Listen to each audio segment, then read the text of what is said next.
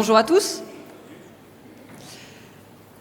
Avec les Jeux Olympiques, on parle beaucoup d'accessibilité. En effet, l'accessibilité dans le métro, pour les routes, les bâtiments, mais on ne parle pas beaucoup de l'accessibilité financière.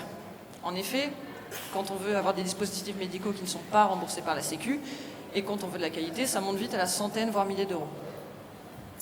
Et un bon exemple qui illustre ça, c'est le défi que nous a proposé Romain. Il a besoin de cannes quadripodes pour se lever de son siège, pour se lever de son fauteuil, pour faire sa rééducation et pour marcher. Le souci, c'est qu'on a un grand gaillard d'1,88 m et que les cannes du marché ne sont pas adaptées à sa taille, elles sont toutes trop petites. Et donc, c'est son défi, adapter ses cannes pour qu'elles soient à sa taille.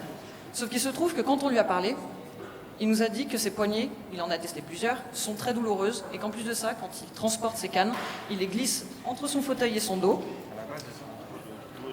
C'est ça. Et vous imaginez que faire 1 heure de RER avec 2 bâtons dans le dos, eh ben, c'est très inconfortable.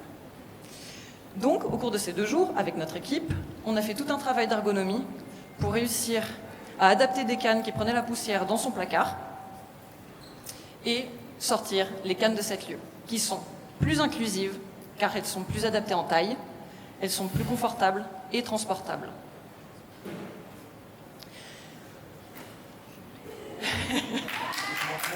Bravo.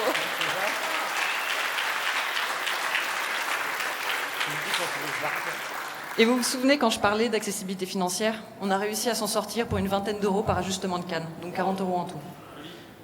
Est-ce que tu peux nous faire... Tu peux sortir la canne, on va montrer comment tu l'utilises. Ouais, celle-là. Là, tu clips.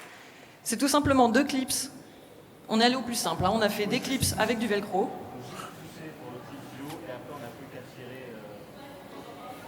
Il disait que c'est juste 2 clips, il suffit juste de pousser et de tirer, et il réussit à atteindre ses cannes. Et après, c'est juste à la remettre dans le bon sens. Il la remet dans le bon sens, et il utilise un clip à béquille pour ajuster à la hauteur qu'il veut. Malheureusement, à cause d'un aléa d'impression 3D, on va pas pouvoir vous faire de démo. On va pas pouvoir le voir se lever ni marcher avec. Mais on est fiers de vous dire qu'à la fin de ce hackathon, vous aurez tous les outils disponibles pour faire vos propres cannes de 7 lieux, avec juste un accès à une perceuse et une imprimante 3D. Merci.